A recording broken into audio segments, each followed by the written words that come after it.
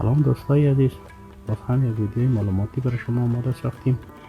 این هم یکی از این کارخانه یا فابریکایی هست که نوشابه های گازدار تهیه میکنه. شما به تصویر مشاهده بکنید، هم طرز تهیه نوشابه های گازدار است.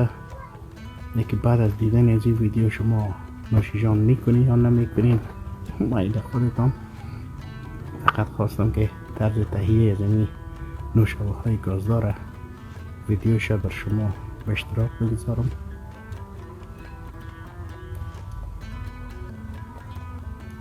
این فابریکه هم بوتلش جور می شده و هم خود از این نوشابه گازدار میره تهیه می شده و در بازار باز عرضه میکنه میشه.